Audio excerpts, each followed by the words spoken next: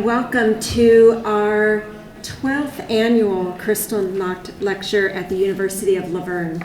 My name is Xandra Wagner, and I'm the university's interfaith chaplain. And I'm delighted to welcome you here for this afternoon's lecture with Steve Wasserman, who will be introduced in just a few moments. Also, I want to extend a very special welcome to all of the participants who are joining us through Zoom. This afternoon's lecture is jointly sponsored by the University of Verne and the Jewish Federation of the Greater San Gabriel and Pomona Valleys. The event acknowledges and honors the memory of Kristallnacht. Wednesday, November 9th, marked the, I didn't get the right number. I think it's the 84th. I believe that's right. Wednesday, November 9th, marked the 84th anniversary of this tragic event. Kristallnacht literally means night of crystal and is often referred to as the night of broken glass. The name refers to the violent wave of anti-Jewish pogroms which took place throughout Nazi Germany and Austria on November 9 and 10 in 1938. The violence resulted in the loss of Jewish lives and the destruction of Jewish stores, buildings, and synagogues, littering the streets with shards of broken glass. Kristallnacht is often understood as the beginning of the Jewish Holocaust. This annual lecture series gives our community the opportunity to focus on Jewish history and experience, to make links between the past and our own challenges today, and to gather in a spirit of remembrance and reflection. At this time, I would like to introduce the president of the University of Verne, Dr. Devorah Lieberman, who will share a few words of welcome. Dr. Lieberman is the 18th president of the University of Verne. Her accomplishments and talents are many, but what I would like to say about her for this occasion is to highlight the depth and breadth of her human spirit. Dr. Lieberman's passion for higher education is grounded in her commitment to the ideals of human dignity and the infinite worth of each person. She has an optimistic spirit that sees potential in our students, in our communities, and in the future we all share. Her positive approach is genuine and inspiring. It has been a pleasure to work with Dr. Lieberman and to be part of this unfolding vision at Verne. Please welcome Dr. Lieberman.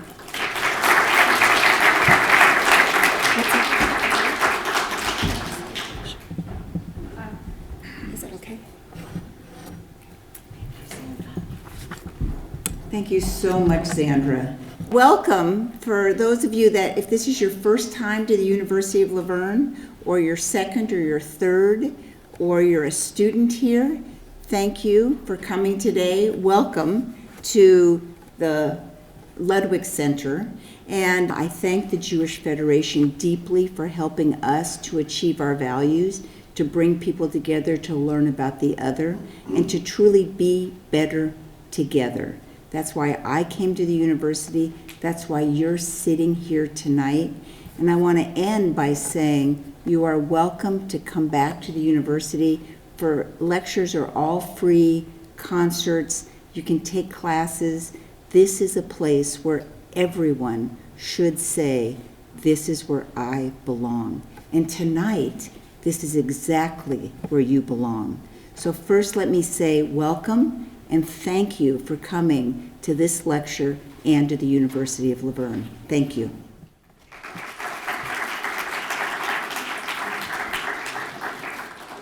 So now I'd like to introduce you to John Carlton, the CFO of the board and the past president for the Jewish Federation. He joined the Jewish Federation's Board of Governors in 2015. John and his wife Nancy are members of the Pasadena Jewish Temple and the Center. John writes music, sings in the local Federation's community choir, Kol HaEmek, and acts and plays produced by the Federation's Jewish Federation Players Community Theater Ensemble. How cool is that? So cool. So, and John's going to come up, but aside from John and welcoming John, I want to say thank you so much to the Jewish Federation for doing this with the university year after year after year. It's a beautiful thing that you do, and we at the university appreciate the Federation and everything that you do. John, come on up. Thank you.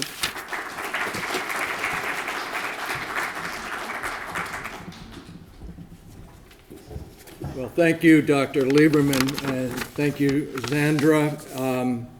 I want to thank everyone here and everyone out in the Zoom world for supporting today's event. And we are so pleased that we've been able to partner with the University of Laverne for a good number of years to commemorate Kristallnacht. You've heard an explanation of what this event is, and in memory of Kristallnacht and of the Holocaust that followed upon it, I'd now ask that we just share a brief moment of silence.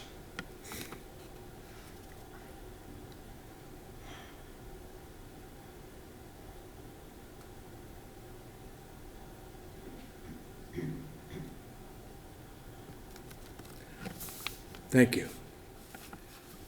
The Jewish Federation represents the Jewish community in a very large region, and that stretches from Glendale out to Rancho Cucamonga and all the way south to Whittier. And we're fortunate that the University of Laverne is located right in the heart of our community. The Federation's mission is to strengthen and enhance Jewish life in our region, and we do this by providing programs and services that support the needs of the Jewish population, programs that supplement the individual synagogues and the organizations in our region. And one of our major programs is the annual Jewish Book Festival, now celebrating its 24th year. Each year, the Book Festival strives to bring a wide array of authors to the community. And the festival uses multiple venues throughout our valleys to bring the Jewish community together. It gives everyone an opportunity to meet one or more of our authors each year. The festival would not be possible without the loyal and hardworking members of the Jewish Book Festival Committee. These dedicated volunteers work tirelessly for 9 months of each year to bring this event to the community. And also critical to the success of the Jewish Book Festival is the financial support of our literary circle, a group of people who see the Book Festival as a means of making our Jewish community stronger and more vibrant. Thank you to everyone who helps make this event happen, year after year for more than 2 decades. We couldn't do it without you. And a special thank you to Rebecca Russell, the Jewish Federation's Program and Community Outreach Coordinator. She oversees this event. I want to bring your attention to one event upcoming in the festival. On November 19th, there will be an in-person event at Temple Beth Israel in Pomona with Dan Grunfeld discussing his book, By the Grace of the Game, The Holocaust, A Baseball Legacy, and an Unprecedented American Dream. For those of you on Zoom who may be interested in purchasing today's book, there is a link in the chat that you can use. It's now my pleasure to introduce this evening's author. Stephen Wasserman is a retired attorney living in San Francisco. He spent the last few years writing, researching, and documenting his family's history and the impact of Kristallnacht upon it. He's here today to share his family story and to discuss his book, Grasping at Straws, Letters from the Holocaust. Please welcome Stephen Wasserman.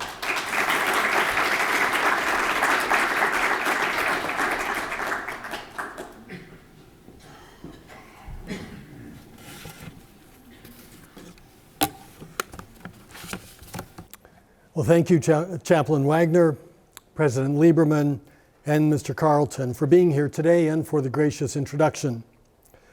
I want to first express my appreciation to the Jewish Federation of the Greater San Gabriel and Pomona Valleys for inviting me to be with you today. I'd also like to thank the University of Laverne for hosting this event. I especially want to express my thanks and appreciation to Rebecca Russell, Shelley Klein, Andrea Tarr, and Sheila Rodriguez for their help in putting this event together. And I want to thank each of you for being here today to commemorate Kristallnacht. I want to begin with a brief excerpt. It was early morning on November 10, 1938, the day after Kristallnacht. Streetcars moved slowly down Aachener Strasse. They rolled past piles of shattered glass from storefront display windows and heaps of goods that mobs had looted from Jewish-owned stores and thrown into the street. Those passengers on the trolley who looked up from their newspapers saw, many with approval and some with horror and guilt, the word Juden scrawled on Jewish homes and commercial buildings. The air in Cologne was thick with smoke from the smoldering embers of Jewish homes and synagogues. The acrid plumes and bits of silvery ash curled slowly upward, marking the spots where Nazi-inspired mobs had set match to fuel. The resulting fires had consumed livelihoods, homes, and any sense of belonging to which Germany's remaining Jews had been clinging. The city looked like a war zone, which in fact it was. A battlefield in the simmering war the Third Reich had launched against Germany's Jews, a war that was now coming to full boil. The Gestapo pounded on the door of 412 Aachener Strasse. Max, who had been shaving, wiped the soap from his face and opened the door. Without explanation, the officer simply said, "Come with us." And suddenly, Max and the gray-clad officers were gone. Max's daughters, Renata and Erica, had no idea what this meant. They were bewildered by their father's arrest. But Max's wife, Trude, knew, and she was filled with dread. She understood all too well what this might portend, not only for her husband Max and their family, but for other Jews in Cologne as well. She immediately telephoned a colleague of Max's in order to warn him. But she was too late. The Gestapo had already arrested him. The Max described in this excerpt from Grasping at Straws is Max Ischenhäuser, my grandfather. My grandmother Trude was his wife, and their daughter Renata was my mother, and her sister Erica was my aunt. On the far left, going from left to right, my great-grandfather Sigmund Moses, my grandfather Max Ischenhäuser, the girl with the dark hair was my mother Renata. Next to her, Martha Moses, my great-grandmother, David Ischenhäuser, my other great-grandfather, the girl on his lap, my Aunt Erica. To Erica's left is Emma Ischenhäuser, and standing on the far right is my grandmother, Trude Ischenhäuser. Now, in Grasping at Straws, I've described their lives in Germany and their escape, that is, my grandfather, my grandmother, my mother, and my aunt, who got out in January 1939. I also tell a story of my great-grandparents, my grandfather Ernst, my granduncle Ernst Ischenhäuser, and 4 other families in Cologne, Germany. The Berlins, the Speers, the Rothschilds, and the Zades. I'm able to tell these stories by virtue of the fact that those individuals who did not get out of Germany wrote dozens of letters to my grandfather Max and my grandmother Trude from 1938 until December 1941. The letters stopped in December 1941 because once the United States entered the war after the attack on Pearl Harbor, mail service between Germany and the United States came to an end. These letters, written on tissue-thin onion paper with as much cursive handwriting squeezed onto each page as possible, tell the stories, first-person accounts of what happened to the authors during the Holocaust. I first learned of these letters when I was in high school. My mother had translated them and gave me copies. I read them, and they were compelling, but I didn't do anything more with them at the time.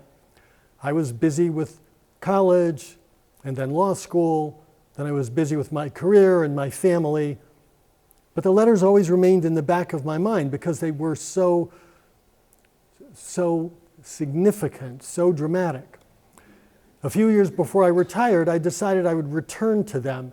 And what I initially started out thinking was that I was going to write basically just a summary of the letters for my children, Allison and Josh, because I wanted them to know what our family history was. Well, as I began to read the letters again, I realized that they didn't just tell my family's story, but they told the stories of other families as well. And each one of those stories was uniquely compelling with dramatically different outcomes. And so I decided to tell their stories as well. And then I decided that I would add some historical context so that those people who read the letters would have the benefit of knowing what was happening historically at that time.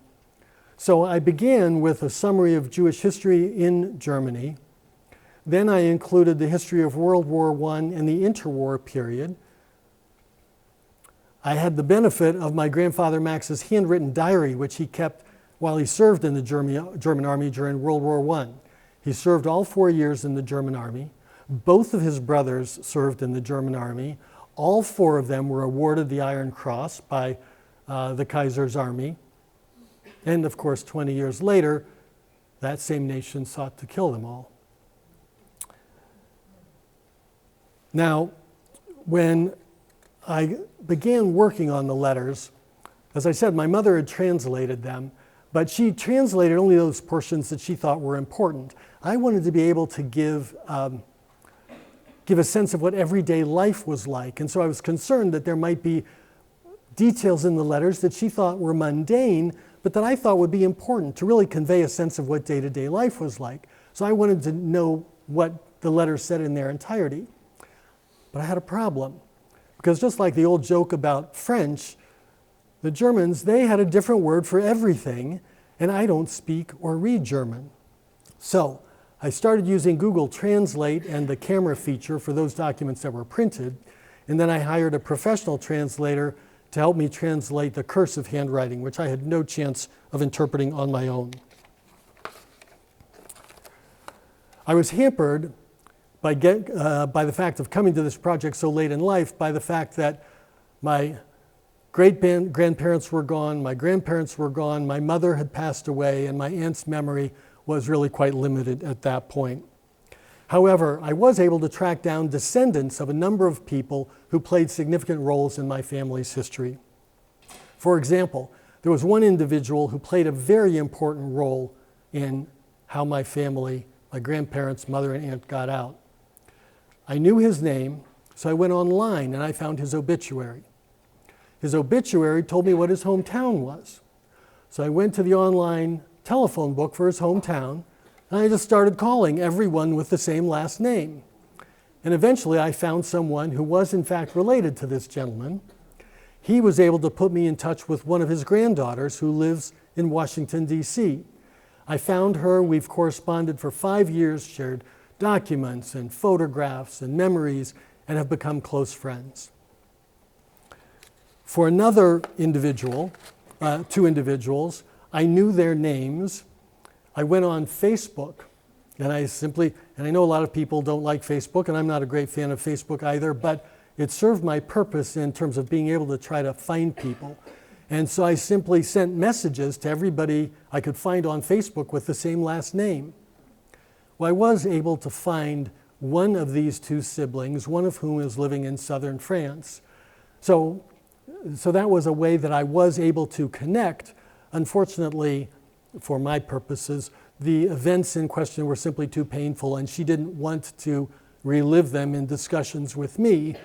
And so that was the end of that. But it does show one of the ways in which you can go about trying to find people. And then I somehow came across the fact that there was a documentary filmmaker in New York who had done a documentary about the Jews of Ecuador. Well, a couple of people in the book ended up in Ecuador. And so I was able to contact her in New York, She not only sent me a link to her documentary, she put me in touch with distant cousins in Ecuador and provided me with a great deal of background information regarding the history of the Jewish community there. While I was hampered by coming to this late in life, I also had the benefit of doing my project, undertaking this project during the internet age, because I can only imagine how long it would have taken if I had to resort to sending letters literally all around the world, waiting for snail mail, waiting for responses, having to go to the equivalent, whatever the German equivalent of the county courthouse would be, going through records, trying to find out where people had lived and what had become of them. So being able to do it during the internet age saved me a tremendous amount of time. I also had the benefit of the fact that my family, I don't want to say they're pack rats, but I guess I just did, saved all kinds of ephemera, all kinds of documents. I probably have 20 scrapbooks going back to the late 1800s.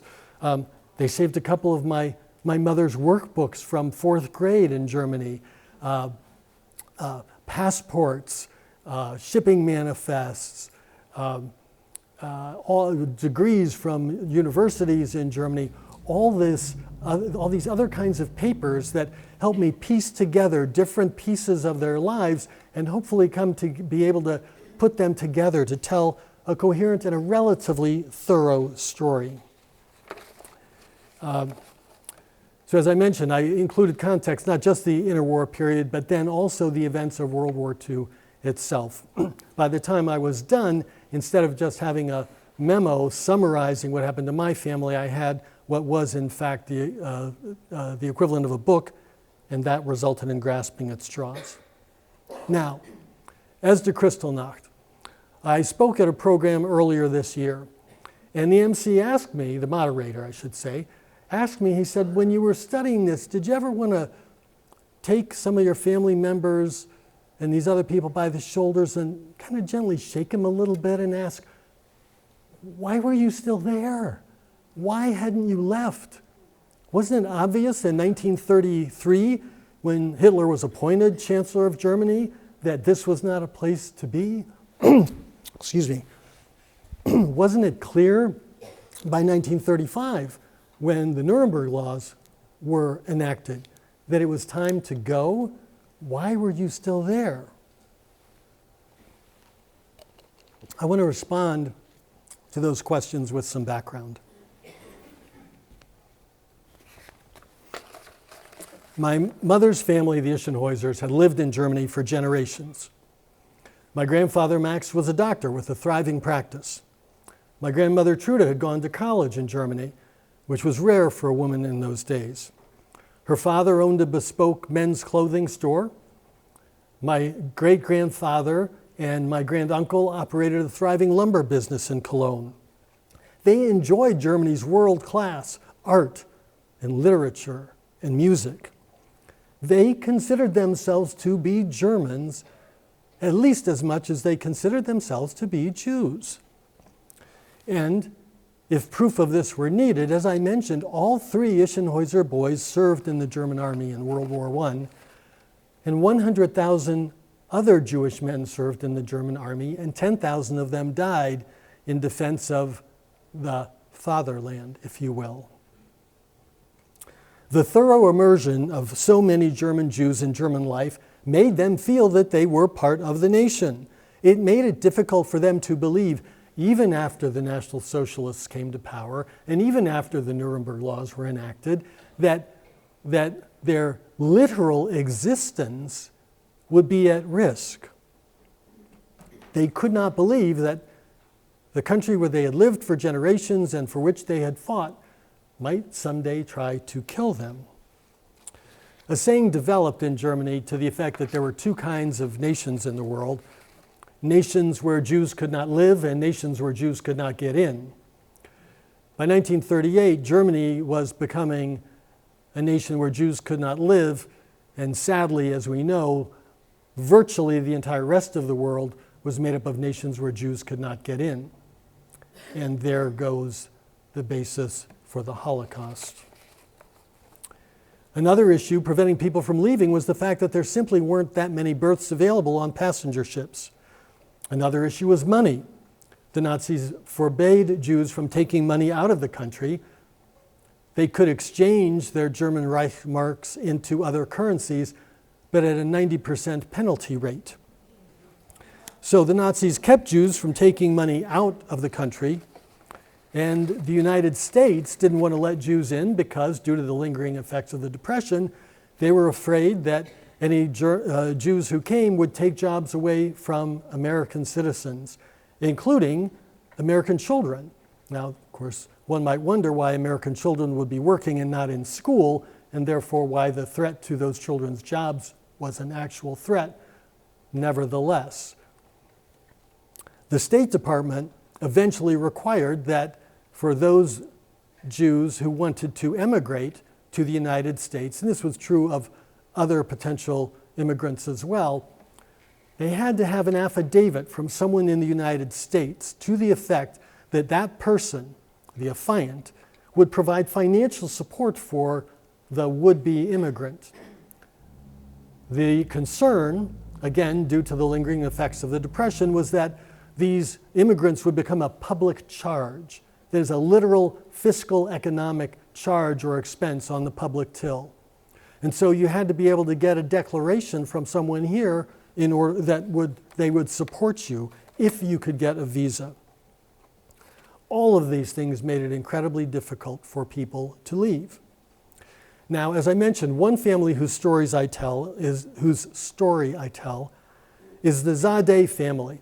By the way, if anybody in the back, if there comes a point where you're having trouble hearing me, just wave and I'll speak more loudly. Dr. Zadeh, his wife Marta, and their adult daughter Ursula knew my grandparents. Dr. Zadeh worked at the Jewish hospital in Cologne, which no doubt is where he got to know my grandfather Max. Dr. Zadeh wrote to Max on February 2nd, 1941, after Max and Truda had emigrated and settled in Cincinnati. He wrote, "Dear colleague, I'll get right down to it. In the last letter that you sent to me and in which you thank me for providing medical care to your father and parents-in-law, you wrote, among other things, please expect me to always be at your disposal if you need my advice or actions. I haven't heard anything from my relatives concerning your plans. I'd be interested in knowing what your plans are." Dr. Zadeh wrote, "Up to now, we've had no plans, could make no plans, because our American visa quota number, which we had requested years ago just in case, would come up in terms of human counting abilities in 1943 at the earliest."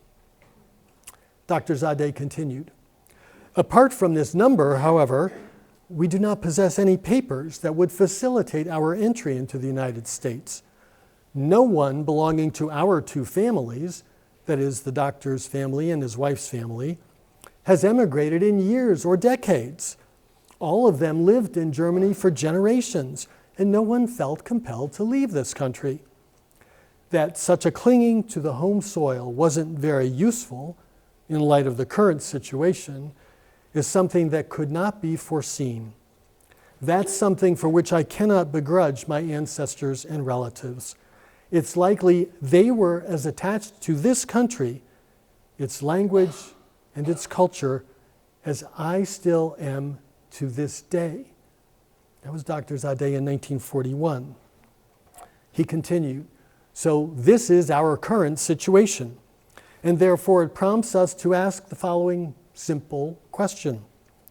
To put it simply and directly, I'm aware that I'm saying something grand in a casual manner. Could you help us acquire such a document, a support affidavit, to help us enter the United States?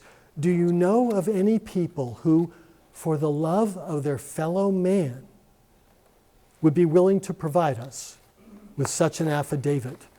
And if this isn't possible for all three of us, at least for our daughter." Dr. Zadeh is representative of many Jews who believed Germany was their country. They did not sever that attachment until after Kristallnacht and all hope of a future in Germany was lost. Another couple stayed because the wife's mother had dementia. They couldn't bear to leave her without someone to tend for her, and by the time she passed, it was too late, and their window to leave had closed. Those who did get out did not leave unscathed. As related by one who did get out, now came an unspeakably difficult day, the day we had to bid farewell to my mother. How terrible, how ghastly to leave this 74-year-old woman behind in a country that offered no security to her.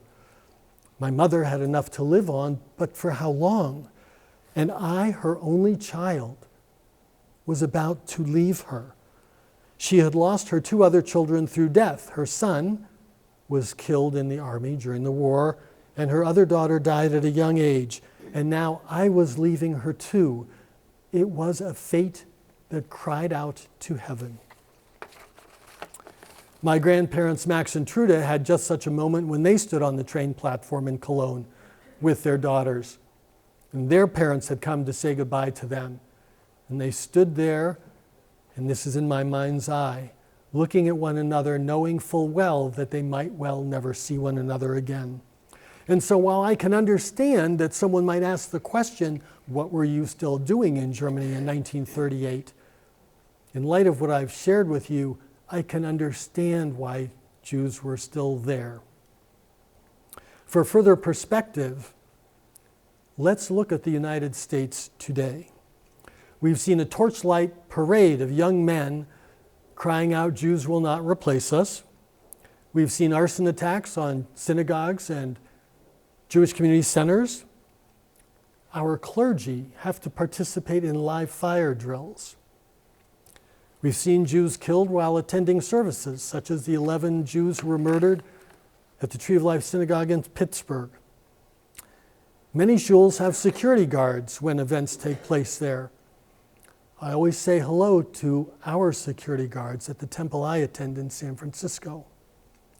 The FBI issued a warning 10 days ago about a potential threat to synagogues in New Jersey.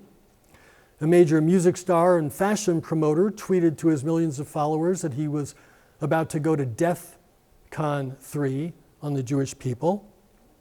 In several incidents, people draped banners off of highway overpasses, echoing that sentiment. A major sports star tweeted a link to an anti-Semitic film.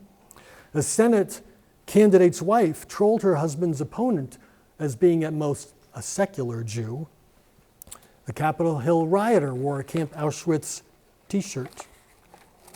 In Texas, a candidate for state railroad commissioner's office used the campaign slogan, "Vote for the only Christian." And we have a leading political leader who was able to find good people on the side of the fascist Nazi segment that participated in a violent confrontation in Charlottesville. And yet, we have not left the United States because we don't think it could happen here. So yes, Jews may have had warnings before Kristallnacht and much more severe warnings, but it's not like we aren't having warnings. And it's not like we aren't staying in our country. Like the frog in the pot of water, the water here may not be boiling yet, but it's hot. I want to share some photographs with you now. So let me, oops. All right, these are the Ischenhäuser boys. That is Heinrich on the left, my granduncle Ernst on the right, and my grandfather Max at the top. All 3 served in the army. The left, the physician operating, that's my grandfather Max. The nurse appears to be dripping liquid into a funnel, and I'm guessing what she's doing is there's cotton in there and she's dripping ether, and that's the anesthetic that they were using. This was while Max was serving in the German army during World War I. Let's see. Oh, there's Max standing in the middle in one of the recovery wards. This is a page from his diary that he kept during the war, replete with one of the diagrams that he fought in one of the cities where he was stationed. He had the most beautiful handwriting. And I'm here to tell you, that does not get passed along from generation to generation. In fact, if handwriting were a criterion, I could have been a doctor. That's how bad my handwriting was. Okay, my Aunt Erica on the left and my mom on the right. I'm guessing ages 4 and 6 at the time. Carnival was a big deal in Germany, and even Jews celebrated Carnival, so they're all dressed up for Carnival. This was in 1935, grandfather Max with my mother and my aunt. So my mother dressed up for school with her little backpack on. The sign for my grandfather's ARZT is doctor in German. So this was her getting ready to go to school, likely in happier times before she could no longer walk. I just included this because I just think it's so cute. This page from one of her workbooks. Can you believe they saved all of this material? And I mean, saved it, got it out of Germany, got it through all the places they went before they got here. So these are the two sets of grandparents along with Renata and Erica, probably I'd say circa 1936. These were the passport photographs for Trude, Max, Renata, and Erica taken in 1938 as they, before Kristallnacht, but as they were preparing for the need to flee should things get to that point. This is the page from my mother's passport. You can see the Nazi eagle and the swastika and the stamps. So on the Volendam, so my family went to England for a year on a transit visa, and they left in December 1939. They sailed on a Dutch ship, the Volendam, from Southampton to New York. This is the first page of a letter that my mom wrote while on the Volendam. Just as an example of the serendipity of life, they got across without any problem. A month later, the Volendam was sailing across. It was torpedoed. It didn't sink, but it was torpedoed and was towed back to England. Some of the passengers on that ship had been children who the British were evacuating to Canada. A month later, those children were put on another ship. That ship was torpedoed and sank. Many of the children died, and that was the end of the British efforts to evacuate children to Canada. Manifest of passengers for the Volendam highlighted the 4 family members, and their race or people is listed as Hebrew. Here they are on the Volendam, my mother, my aunt, and another immigrant who they met. So they have curly hairs here. My grandmother heard while they were in England that all the American girls had curly hair. And so she insisted that her daughters get perms before they left England so that they would fit in once they got here. Ration book for my grandmother during World War II in Cincinnati. That's Max and the 2 girls again with their long curly hair in front of the family home in Cincinnati. This is a copy of one of the letters. You can see it would be difficult even for someone who knows German to translate. This one was from August of 1941. This is a Western Union telegram that my grandmother Trude sent to the Spears in southern France, mailing support affidavits to them in Marseille. A Red Cross telegram that my great-grandmother, Martha Moses, sent to my grandmother Trude to wish her happy birthday. In the text, it also says that another relative, Hetty, had been released from further suffering. Frankly, I take that as a way of saying that Hetty had killed herself rather than face what was going on, including potential deportation to the east. Sorry, this doesn't come out better, but this is another telegram from my grandfather to his brother telling him that booking has been temporarily discontinued on ships and talking about other ways they could try to get Ernst out. This was from a local Jewish men's club calling out to comrades, we need you to come to the next meeting, we need to talk about ways to support our community, to try to fight back against the fascists. They use force, all we have is the power of ethics. And okay, so then that's the cover of the book. So I just wanted to give you a little sense of who these people were. And that's part of what was so hard to understand. And this may sound almost a little silly, but these are just plain old folks.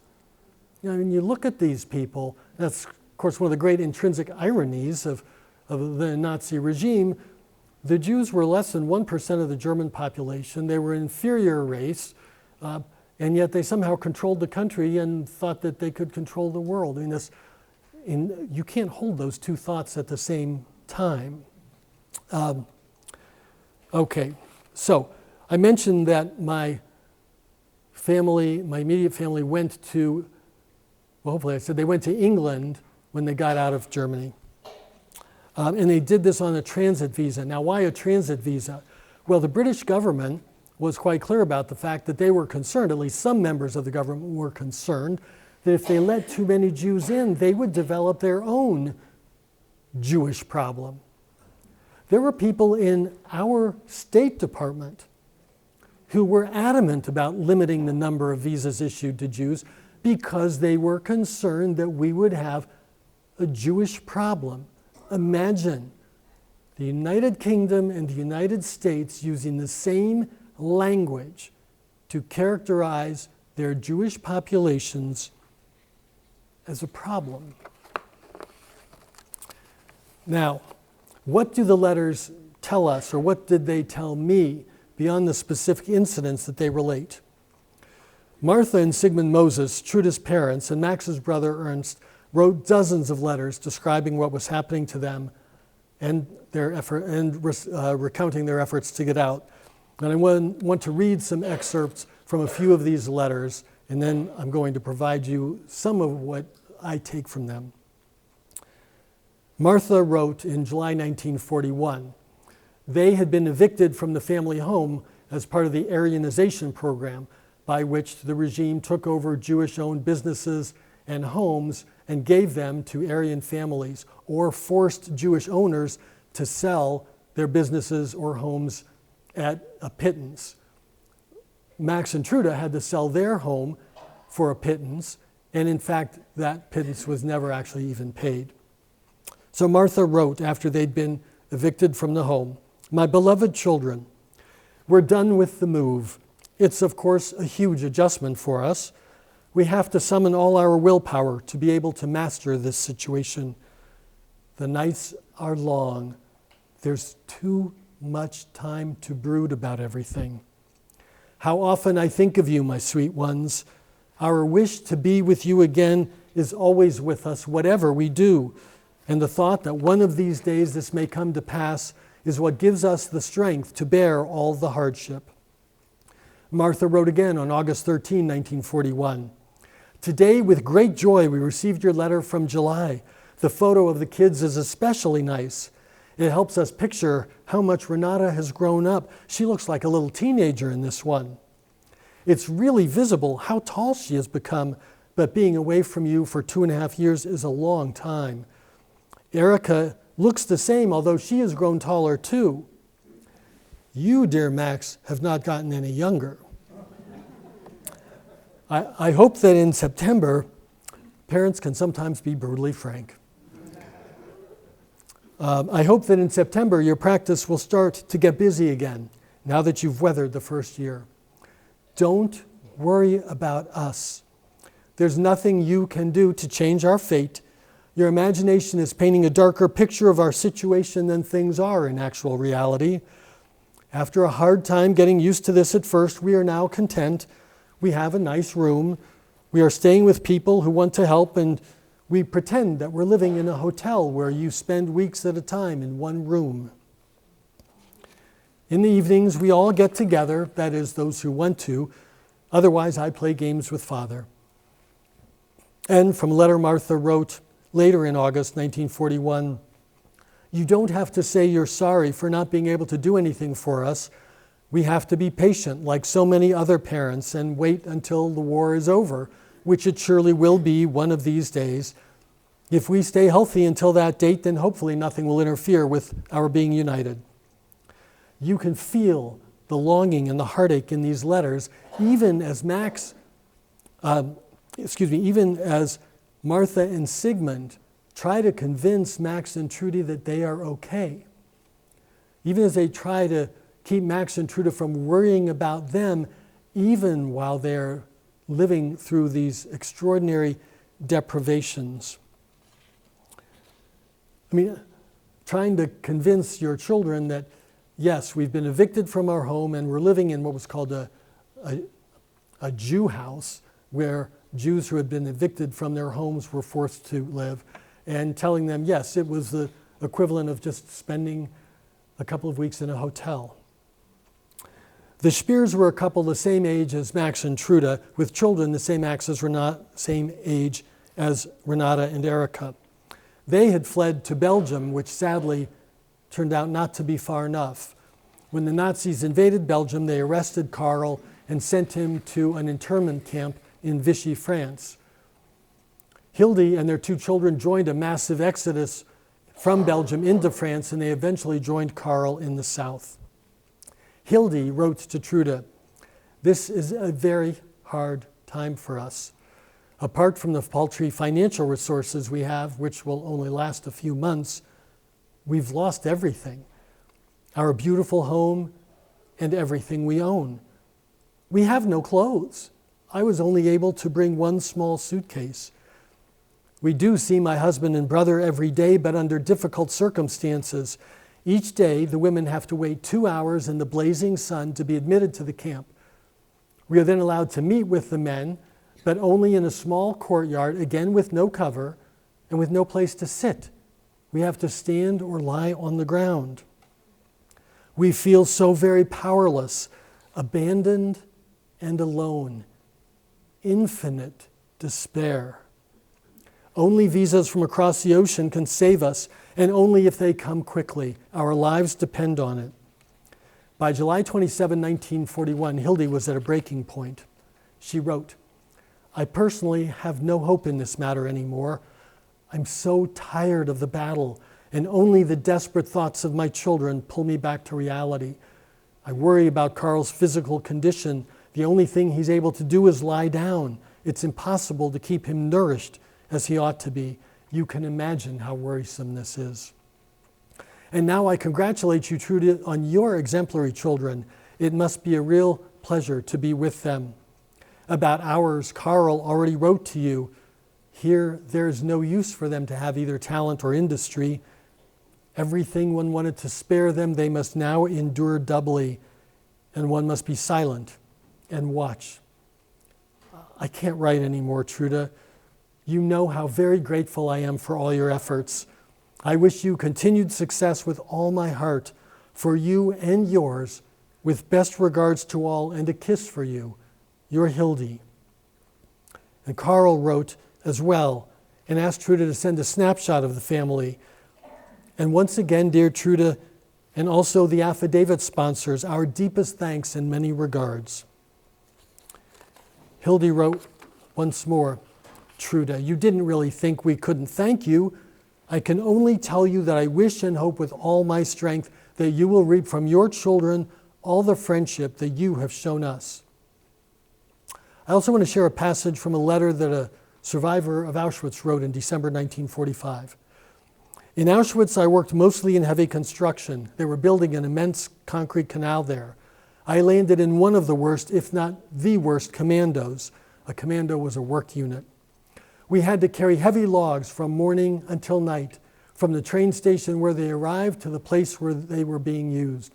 We had to do this during the winter in thin cotton clothing, with no proper garments, ill-nourished, with defective shoes. On January 25, 1945, the SS had fled the camp but then returned and ordered everyone in the camp to appear in front of the barracks. We were separated into Jews and non-Jews, and those able to march and those who were not able to. We were all aware that our final hour had come. I was put with those who were able to march, but I switched and got myself put into the group of those who could not.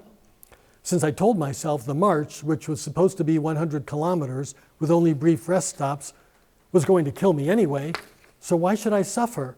If they're going to kill me, let them kill me here and now. Evidently, though, the Russians were already too close to the camp, and the SS fled. So, what do I take from these letters? And I'm going to summarize because we're running a little long. There was someone wrote that after Kristallnacht, all that was left of Jews in Germany was a frightened and hunted people. And that was true, but it only tells a portion of the story about those Jews still in Germany. Because after reading these letters, it is clear that while Germany's Jews were frightened and hunted, they were much more than that. I have constantly wondered how these people continued to function every day, given the stress they were under. And yet somehow they did. They got up every day and cared for their parents and their children and their friends. Some faced Sophie's choice moments about how to save their children. Should they send them away on the kinder transport? Should they separate from their children in some other fashion and hope that at least their children would survive? Or should they stay together and maybe live or maybe all perish? Many times I had to push back from the keyboard and ask myself, how does someone make decisions like these? How does one function, keep one's children calm, and prepare them to face what may come to pass? I look at these frightened and hunted people after Kristallnacht, and I bow my head to their in respect of their courage and their strength. I marvel at the moral fiber of people like the Speers who, despite what they were suffering, had the grace to thank Trudy and Max and ask about their children. I'm impressed with Max and Trude that they were able to take their girls to a new country and start new lives. And I was impressed with the courage of their daughters, who, after 1 year, had been in 3 different countries and attended 4 different schools. So much courage and grace. So, some people have asked why more Jews did not fight, why they did not resist. And I say to you that there are more ways to fight than simply by picking up a weapon. These Jews fought every day. They fought for their humanity. They fought for one another. They fought for their dignity. They weren't meek. They were brave. And so 5 years after I began this project, I share these thoughts with you. People should be cautious about criticizing Jews who had not left prior to Kristallnacht, because there are many reasons, compelling reasons, why they had not. And do not let anyone question the courage of the Jewish victims of the Holocaust. They may not have wielded weapons, but their courage and the fights they waged cannot be questioned. As an inmate wrote in an anonymous note left in a barracks in Auschwitz, we live as long as the memory of us is alive. And so in writing Grasping at Straws, I've done my best to keep these individuals and their memories alive. Thank you all very much. I really appreciate your time.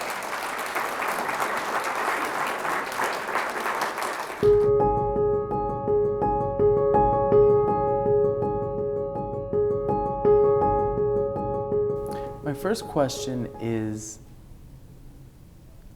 I'd like to ask you about Kristallnacht. My impression in reading your book is that it was a precipice for the Jews in Cologne. It was a watershed moment where everything changed. Can you describe that turning point and why that was significant? Sure. So obviously things have been bad for Jews in Germany since 1933 when Hitler was first appointed Reich Chancellor. So given the propaganda and the platform, if you will, that Hitler and the National Socialists ran on, it was clearly a bad turn of events for Jews when he became Chancellor. And as soon as the Nazis took power, they began to enact various regulations that prevented Jews from serving in professions. They couldn't be doctors, they couldn't be lawyers, restricting them from all other trades, placing limits on Jewish businesses, etc.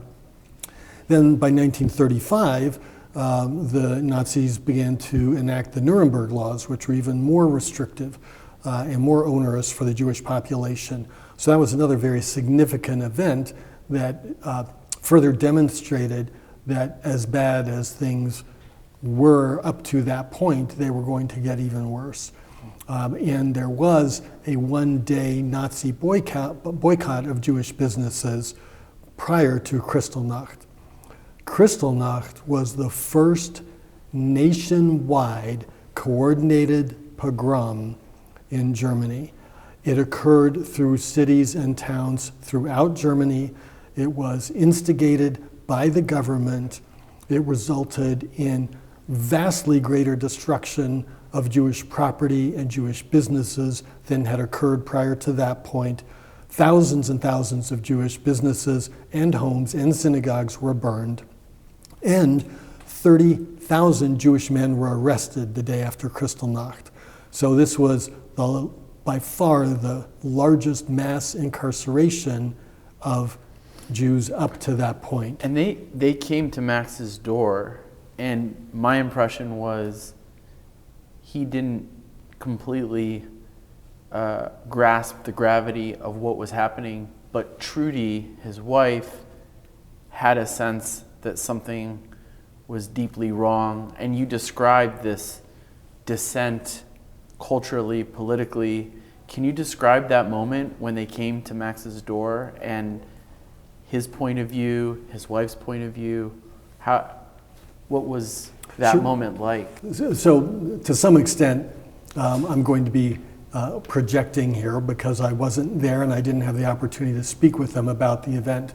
But I have been able to reconstruct that the Gestapo showed up and all they did was say, "Come with us." So Max no doubt knew at the time that this was a bad development. And in fact, there was a saying that had developed among Jews about, "Please let me be silent that I'm not sent to Dachau."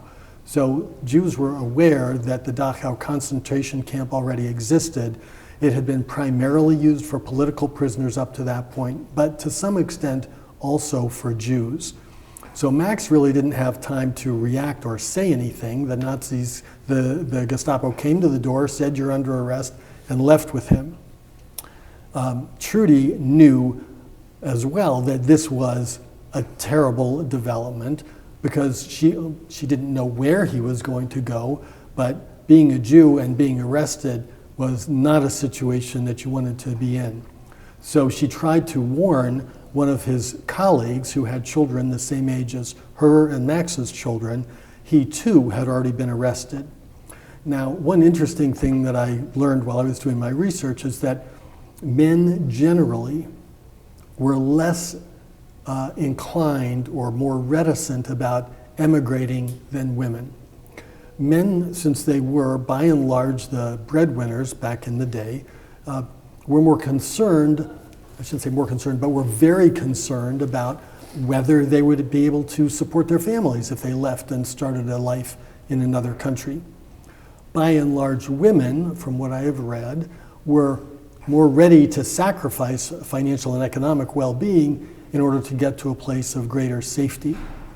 Truda, my grandmother, she seemed more aware or had developed a belief that they were going to have to leave Germany. And she also believed that they were going to have to go to an English-speaking country if they could. She did not think that there was going to be any safe place for them on the continent. So at her behest, they had hired an English au pair to live with them, to teach them English, so that if the time came when they had to leave, and if they could get into an English-speaking country, they would already know the language. So they hired a young woman from England who came and lived with them starting in 1935, but the Nuremberg laws forbade unmarried Aryan women from living in Jewish households if there were men in the household, because the fear was that Jewish men were going to take advantage of the young Aryan women.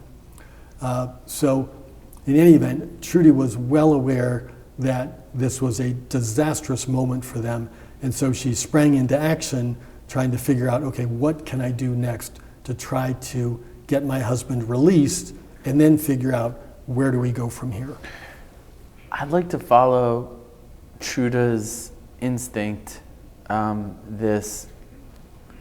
She's the Balat Habayit, we would say in Hebrew. She is the Jewish mother of the home, and she has that, as King Solomon would say, the Eshes Chayil instinct, that sort of like almost divinely inspired and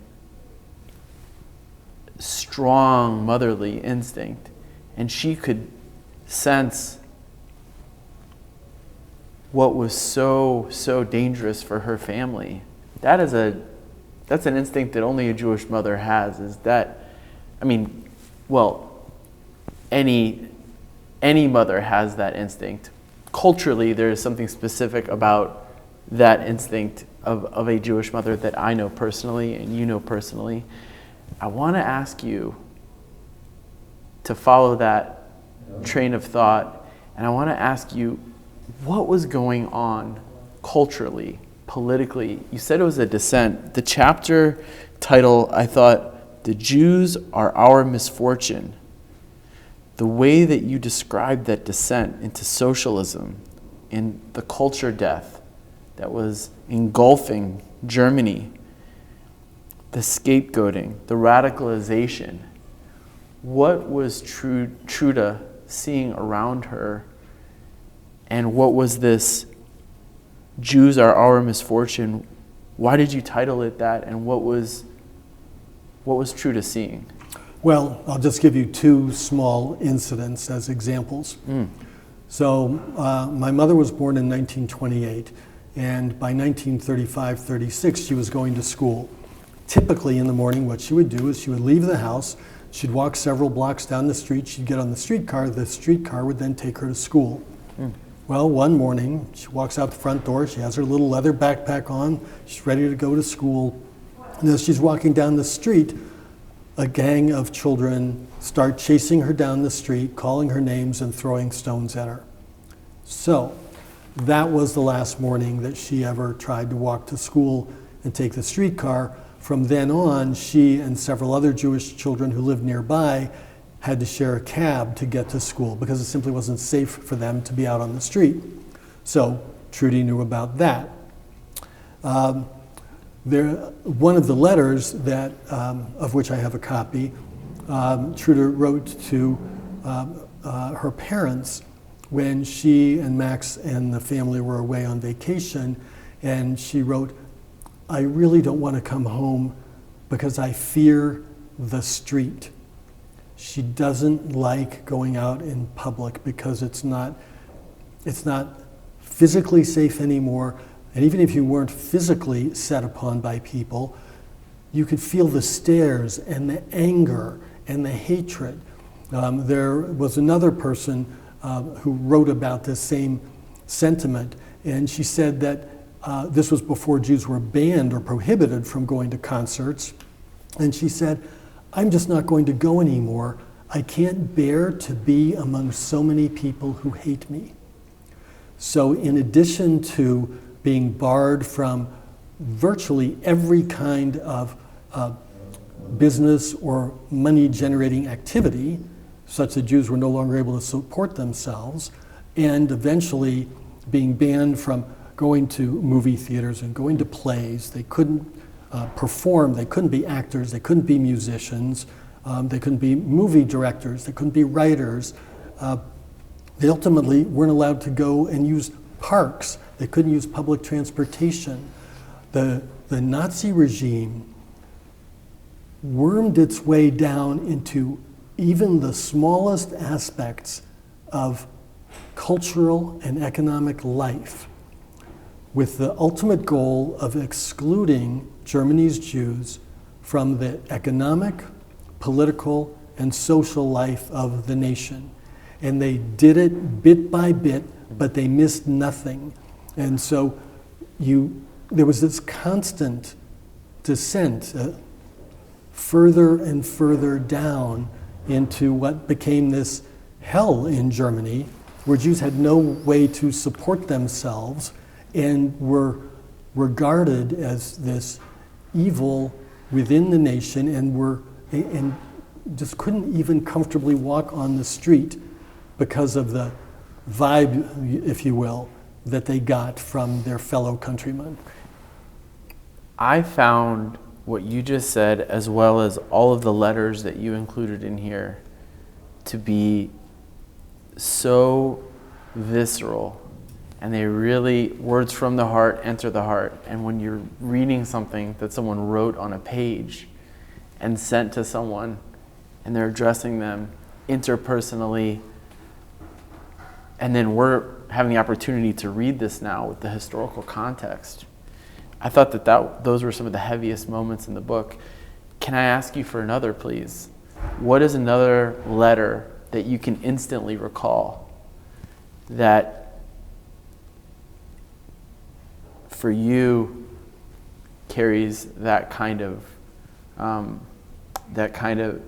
weight? You know, I'm afraid to be in the street. I'm afraid to go into a concert. Is there another moment in a letter that you think about? Well, I'll give you a couple of examples, and Please. These are from different points in the story, if you will. There was a family that ended up in the Gurs internment camp in southwestern France. And the husband and wife were good friends of my grandparents, and so they wrote to them until mail service between Germany and the United States ended, once the U.S. entered the war.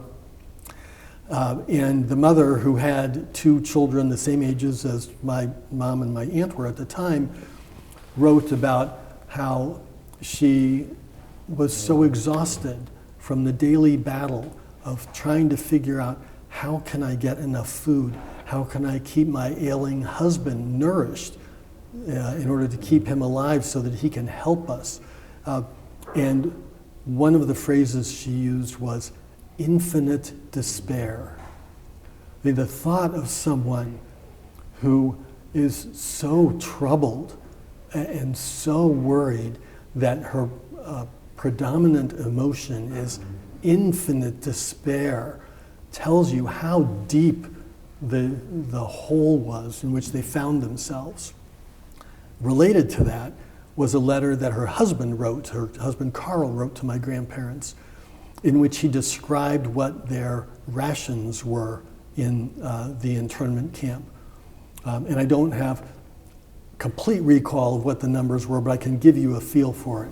What was the language? I'm sorry? What was the language he used to describe it? Oh, well, the letters were written in German, but I have the English translations. That was one of the challenges I had in writing this book, because I don't read or write German.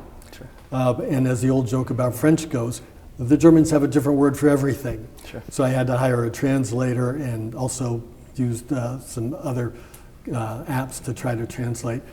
But Carl described what the rations were. So for protein, they got the equivalent of a 4-ounce hamburger patty for one person for a week. So think about going to a fast food restaurant, and you're not getting a Big Mac, and you're not getting a Whopper, you're getting a single hamburger patty. Cut that into 7 pieces. That's your protein for the week. One little triangle from that small patty. For fat, you got 1 pat of butter. For vegetables, you got 6 to 7 ounces a day, but it was rutabagas and parsnips, vegetables that have very limited nutritional value. And for carbohydrates, you got the equivalent of several slices of bread a day. The problem was the bread wasn't made with much, if any, actual grain. It was mostly made with fillers.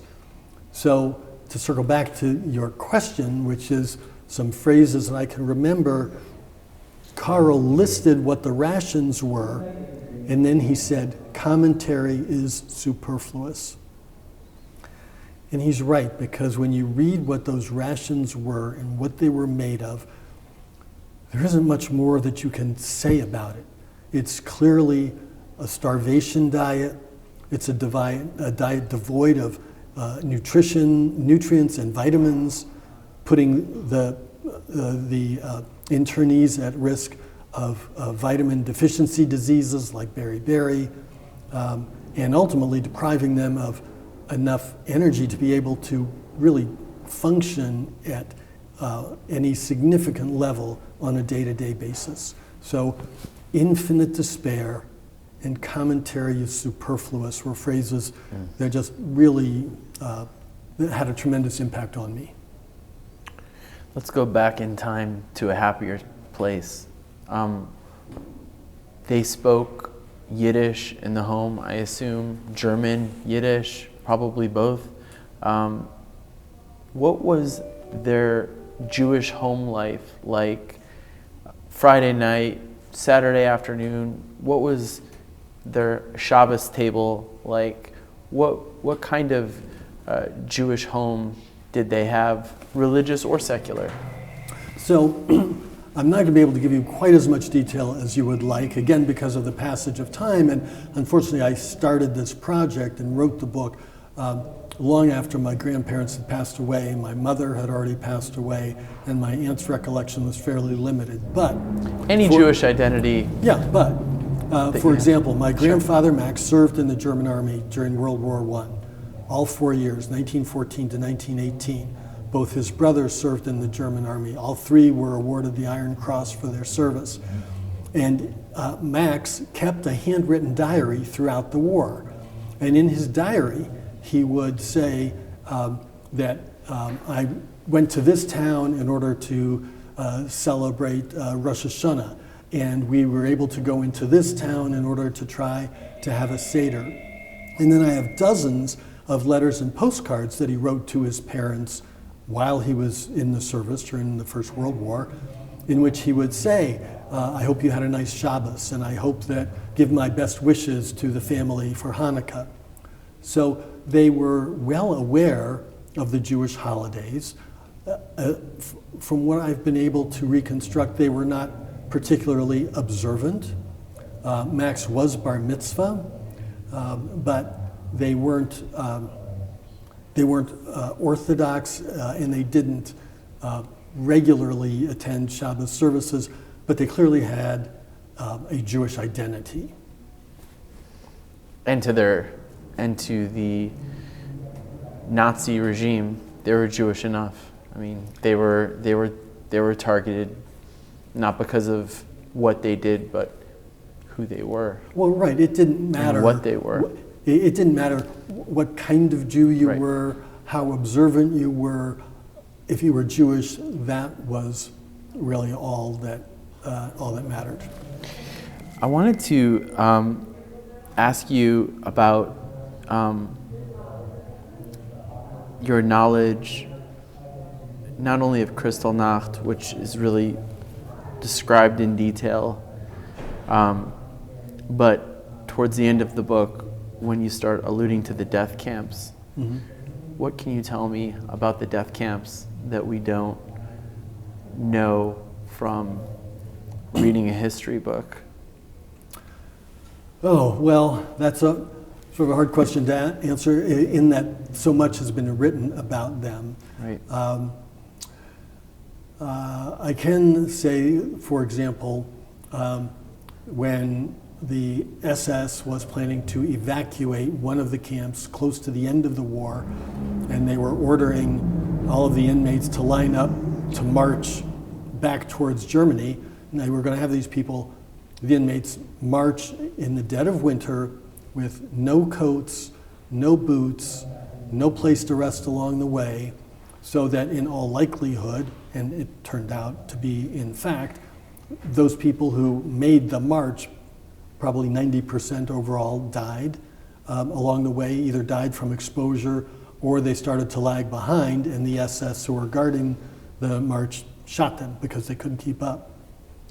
This particular individual when they were ordered out of the barracks to line up to start the march, they were first divided into those who were able to march and those who could not.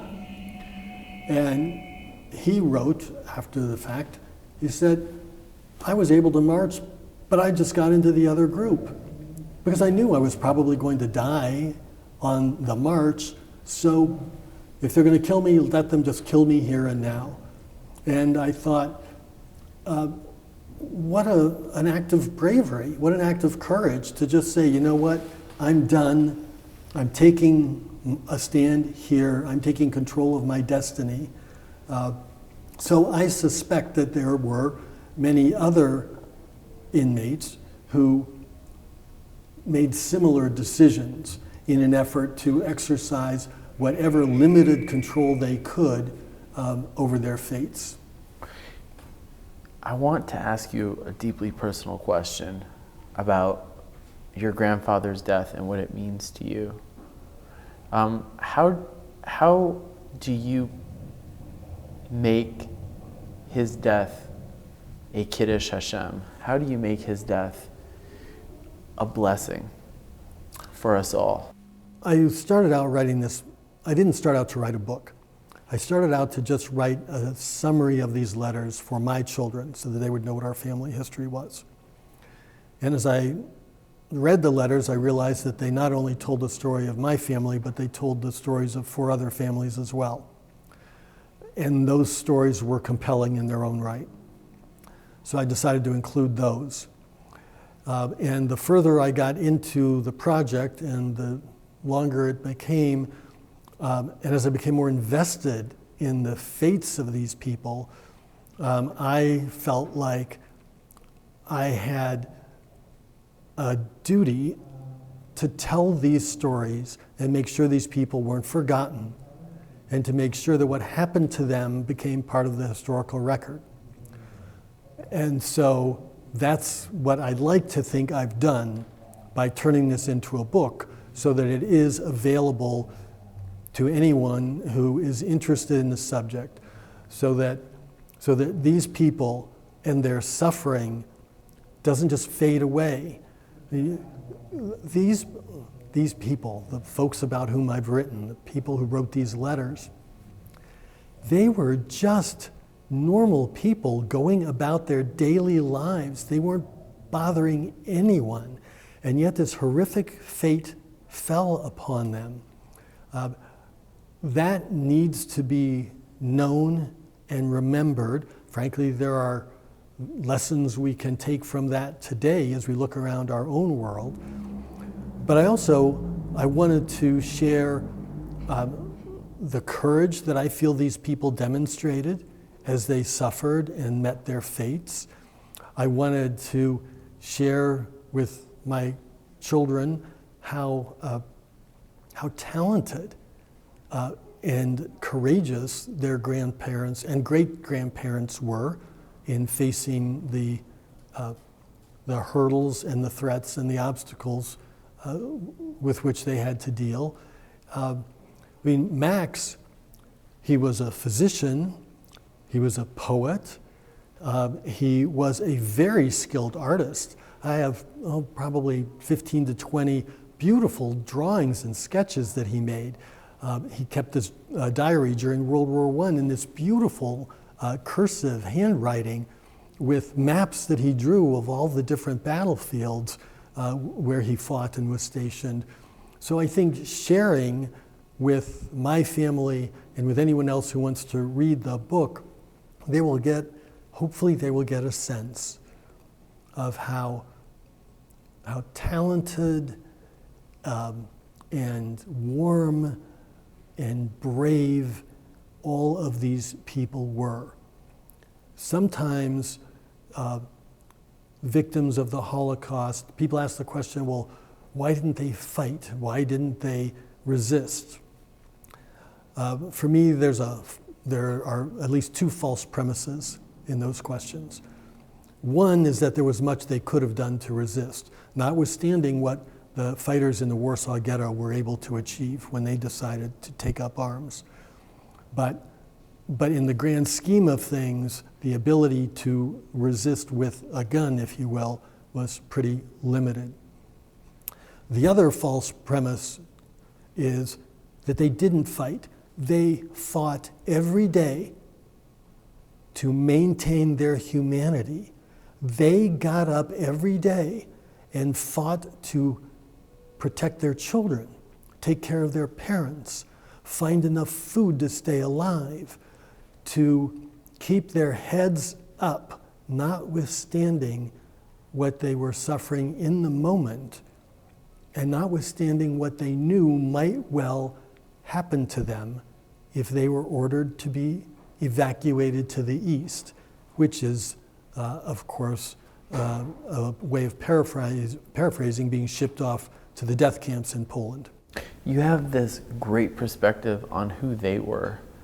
Can I ask you for your perspective on who their neighbors were that turned on them, and why are the Jewish people the ancient easy scapegoat? Do you have an answer for that? Well, I certainly don't have an answer for the second question. I mean, people of Jews and others have wondered about that for literally thousands of years. Naturally, the Jews. So I don't have an answer for that. As to neighbors, why were the hate makers so well, successful? why don't more people speak up now? When a nationally renowned sports figure with tens of millions of followers tweets that he's going to DEFCON 3 on Jews, why doesn't every member of the NBA stand up and shout from the rooftop that this is wrong?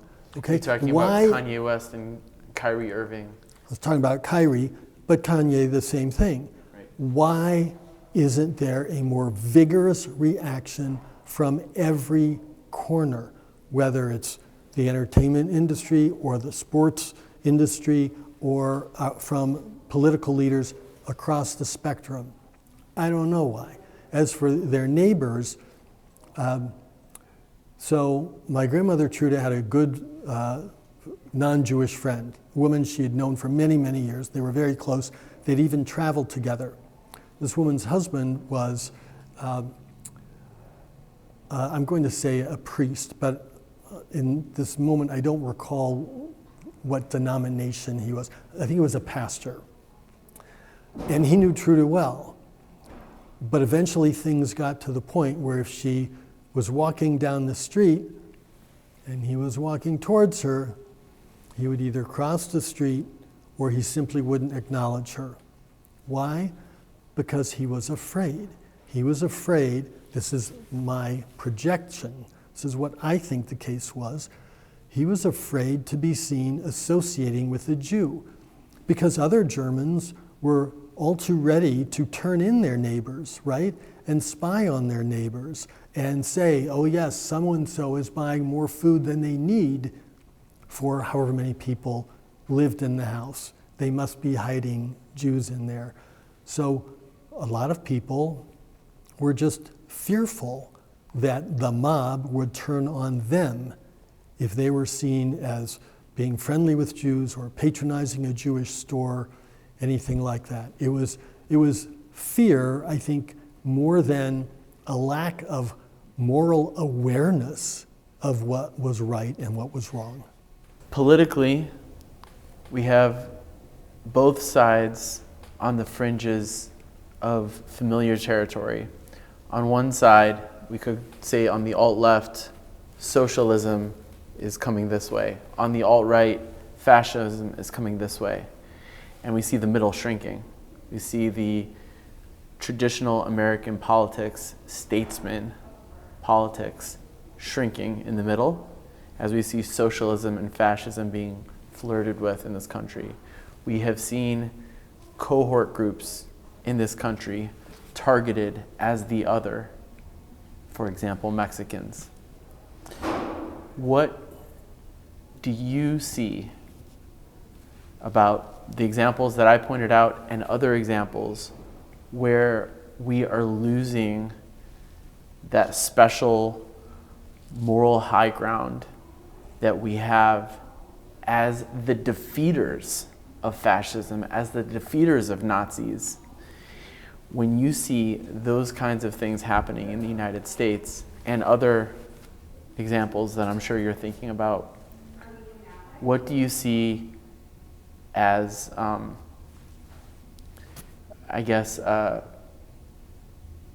the ways we can safeguard ourselves, and also what should we be looking out for in our own country right now? We need to we need to do whatever we can to support leaders who put morality and decency and country, that is the true moral foundation of our country, first. We need to support them in whatever ways we can so that those who are willing to stand up and speak truth to power don't suffer as a result of it. So we all just need to continue to reach out. Do you and see any of that speak here, up. though, or am I being, am I stepping out of bounds by saying that? No, not nearly as much as I would have expected, and not nearly as much as I would like, but there are some who are willing to speak up and be heard and defend what's right. Are you worried at all about the trajectory of the Western world, the United States? Well, that's probably deserves more time than we have Okay, right now. fair enough. But I will. Let me. Oh, go ahead. I Sorry. was just going to say. We don't have to open up that can of worms. No, then. I just want to say Sure. we are in troubling times, but I believe that we will get through them and we will come out on the other side. May I ask you then one last question from the historical perspective, and let's take it to present day. There was some discussion in this book about safety, about those that were trying to plan for safety personally, for their families, and I'm wondering if you could comment on those efforts that were ultimately, for the most part, in vain, wasn't enough. And then what efforts do you think the Jewish community in particular needs to take now to keep schools safe, synagogues safe, individuals safe? What do you think of their efforts? What can you tell me about that? And then what can you tell me present day? What should the Jewish people be doing to keep themselves safe worldwide? Well, again, there's probably a lot that can be said about that, and I don't hold myself out as being an expert in that Sure. regard.